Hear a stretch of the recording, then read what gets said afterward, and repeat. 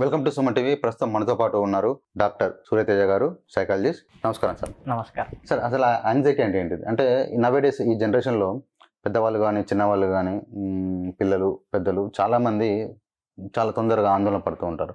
అంటే ప్రతి చిన్న విషయానికి కూడా తొందరగా రియాక్ట్ అవుతూ ఉంటారు. యాంగ్జైటీ అనగా పూర్తిగా ఆందోళన మీరు అన్నట్టు. అది వివిధ రకాలుగా ఇప్పుడు సోషల్ యాంగ్జైటీ అని ఉంది. ఓకే. సోషల్ యాంగ్జైటీ ఏంటంటే ఒక నలుగురిని చూస్తే వాళ్ళకి ఆందోళన మొదలవుతుంది. నేను వాళ్ళతో మింగిల్ అవ్వగలనా, వాళ్ళతో కలవగలనా, వాళ్ళని చూడగానే దడగా భయంగా అనిపించి వాళ్ళు అక్కడ నుంచి విత్డ్రా అయిపోతారు, వెళ్ళిపోతూ ఉంటారు. ఓకే. సో ఇది సోషల్ యాంగ్జైటీ. అలానే కొన్ని జనరలైజ్డ్ యాంగ్జైటీ డిజార్డర్ ఉంది, అగ్రోఫోబిక్. సో ఈ జనరలైజ్డ్ యాంగ్జైటీ డిజార్డర్లో ఏమవుతుంది అంటే వాళ్ళు ఏ విషయాన్ని పట్ల కూడా కంగారుగానే ఉంటారు. ఓకే. ఏ ఆలోచన వచ్చినా. అయితే ఇందులో ఆలోచనే ఒక ప్రాబ్లం. యాక్చువల్గా ఆలోచనే ఆందోళన పుట్టించే విధంగా ఉంటుంది. ఓకే. సో ఏ విధంగా అంటే ఇప్పుడు నేను ట్రావెల్ చేయగలనా లేదో, వాళ్ళకి నెగిటివ్ థాట్ని ఒకటి వాళ్ళు రేస్ చేస్తుంది. ఓకే. వాళ్ళు సెల్ఫ్ క్వశ్చన్ చేసుకుంటారు, చేయగలనా, అవుతుందా నాతోటి అని, అట్లా స్లోగా సాధ్యమేనా, అవుతుందా అన్నట్టుగా వాళ్ళు ఎగ్జాగ్యురేట్ చేస్తూ యాంగ్జైటీ లోనికి ఇంకెక్కువగా వెళ్తూ ఉంటారు. ఉదాహరణకు ఒకటి చెప్పాలంటే అక్కడ పాము వస్తుంది. ఓకే. పాము దూరంగా ఉంది, కానీ పాము వస్తుంది కావచ్చు, వస్తే కాటేస్తే చచ్చిపోతే, ఇలా ర్యాపిడ్ థాట్స్ వస్తూ ఉంటాయి ఒకటి. అది స్లోగా వాళ్ళు యాంగ్జైటీ పెంచేస్తూ ఉంటుంది. అంటే ఈ యాంగ్జైటీ ఓవర్గా అయితే డిప్రెషన్కి వెళ్ళే అవకాశాలు ఉన్నాయి. డిప్రెషన్ కన్నా ముందు పానిక్ అటాక్స్ ఎక్కువగా జరుగుతాయి. ఓకే. ఈ పానిక్ అటాక్స్ ఎంత సివియర్గా ఉంటాయంటే ఒక మనిషి పానిక్ అటాక్ ఏంటంటే ఫియర్ ఆఫ్ ఫియర్ అనమాట. ఓకే. సో ఈ అగ్రోఫోబిక్ లో ఫియర్ ఆఫ్ ఫియర్ అంటాం, భయం పట్లనే భయం. పానిక్ అటాక్ అంత సివియర్గా ఉంటుంది. పానిక్ అటాక్ ఒక ఉదాహరణగా ఒక క్లయింట్ చెప్పడం ఏంటంటే వాళ్ళకి ఏ ట్రావెల్ కూడా చేయలేరు, బయటికి అడుగు పెట్టాలంటే విపరీతంగా గుండె దడదడగా అగులుబగులు అవుతూ ఒకటే చెమటలు వచ్చేస్తూ ఉంటాయి. చాలా చాలా వాళ్ళు ఇంకా నిశ్చయ స్థితిలో ఉంటారు అనమాట, నిస్పృహతో ఉంటారు. ఇంకేమి చేయలేను, నాతో ఏమి చేత కాదు అని.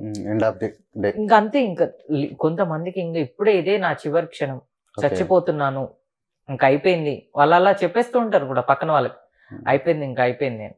వెంటనే అయితే దురదృష్టవశాత్తు ఏం జరుగుతుందంటే దీని మీద అవేర్నెస్ లేక చాలా మంది పానిక్ అటాక్స్ కోసం కార్డియాలజీ దిక్కు అండ్ గ్యాస్ట్రో దిక్కు చాలా తిరుగుతూ ఉంటారు హాస్పిటల్స్. ఇంత ప్రొఫైల్ పట్టుకుని వస్తారు, మెడిసిన్స్ ఇన్ని వేసుకున్నాం సార్ ఇంత అని. అయితే వాళ్ళకి చాలా లేట్గా రియలైజ్ అవుతారు ఇది యాంగ్జైటీ అని. అంటే వాళ్ళు డాక్టర్స్ చేంజ్ చేస్తూ ఉంటారు, డాక్టర్ ఒపీనియన్ తీసుకున్నప్పటికి కూడా నమ్మకం అనిపించకుండా ఇంకొక డాక్టర్ని కలుస్తూ అట్లా ఎంత ఒక ఫైల్ తీసుకొని వస్తారు. అయితే చివరికి సైకియాట్రీ దగ్గరకు వచ్చాక మీకు చిన్న చప్పరిచ్చే గోళీతోటి కాగ్నేటివ్ బిహేవియరల్ తోటి ఒక 6 months కోర్స్ తోటి తగ్గిపోయేది కదండి అని చాలా లేట్గా రియలైజ్ అవుతారు. ఈ మధ్యలో ఏదైతే ఫస్ట్ యాంగ్జైటీ డెవలప్ అయిందో అది డిటోరియేట్ అయ్యి పానిక్ అటాక్స్ గా డెవలప్ అవుతుంది. ఆ పానిక్ అటాక్స్ ని వాళ్ళు అసలు పొరపాటున కూడా దాన్ని వాళ్ళు గెలవలేరు అనమాట.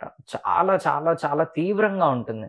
పడుకుంటారు, సడన్ గా ఎత్తేసినట్టుగా అయిపోయి గుండె దడ కొట్టేసుకుంటుంది, ఇంకా చచ్చిపోయామనే అనుకుంటారు. ఆ విధంగా చెమటలు కూడా వస్తాయి. ఆ టైంకి బీపీ చూస్తే కూడా చాలా హైగా ఉంటుంది. అంత మాత్రాన అది కార్డియాక్ ప్రాబ్లం కాదు, అది యాంగ్జైటీకి పానిక్ అటాక్ కి సంబంధించింది. దీన్ని ఎలా ఓవర్కమ్ చేస్తారు? ఇది మేము కాగ్నిటివ్ బిహేవియరల్ థింకింగ్ లో థెరపీలో రేషనలైజ్ చేయడం జరుగుతుంది, రేషనలైజ్ థింకింగ్ జరుగుతుంది. ఓకే. అండ్ ఇంకొకటి టాబ్లెట్ ఫామ్ సైకాట్రిస్ట్ ప్రిస్క్రైబ్ చేయడం చేత, చప్పరిచ్చడం చేత వాళ్ళు ఇన్స్టాంట్ గా రిలీఫ్ పొందుతారు. యాక్చువల్ గా అది ఒక వరం అనే చెప్పాలి పానిక్ అటాక్స్ ఉన్న వాళ్ళకి. అది వెంటనే చప్పరించిన వెంటనే రిలాక్స్ అయిపోతుంటారు, చాలా తొందరగా. జస్ట్ చప్పరిస్తే సరిపోతుంది.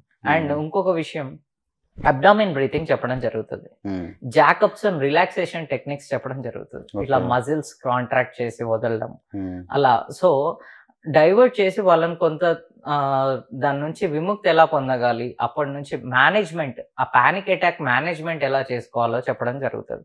దానివల్ల స్లోగా వాళ్ళు కాన్ఫిడెన్స్ రేజ్ చేసుకుంటూ ఉంటారు. నేను ఇంత సివియర్గా ఉన్న పానిక్ అటాక్స్కి ఎలా మేనేజ్ చేస్తామంటే, ఫస్ట్ 2 weeks ఓన్లీ మీరు ఏం ఆలోచించకండి, చప్పరించండి సరిపోద్ది అని వాళ్ళకి ఫస్ట్ కాన్ఫిడెన్స్ డెవలప్ చేస్తాం మెడికేషన్ మీద. కాన్ఫిడెన్స్ ఉండాలి కదా. యా, సో ఆ మెడిసిన్ ని నమ్ముతూ వాళ్ళు ట్రావెల్ చేస్తూ ఉంటారు. ఒక 2 weeks తర్వాత వాళ్ళ ఆలోచన పట్ల వాళ్ళు రేషనలైజ్ చేసుకునేలాగా వాళ్ళకి కౌన్సిలింగ్ ఇవ్వడం జరుగుతుంది. రేషనలైజ్ చేయడం ఎలా, పాము అంత దూరంలోనే ఉంది, ఇంకా రానే లేదు, అయినా అది కాటేయలేదు, నేను బానే ఉన్నాను. సో వాస్తవికానికి వస్తారు, ఎగ్జాజరేషన్ కి పోయి వాస్తవికానికి వస్తారు, రేషనలైజ్ చేస్తారు అనమాట థాట్ ప్రాసెస్ ని. ఇది కొంత సమయం పడుతుంది వాళ్ళు చేయడానికి, మెల్లమెల్లగా ప్రాక్టీస్ చేస్తున్న కొద్దీ ఇలా జరుగుతుంది.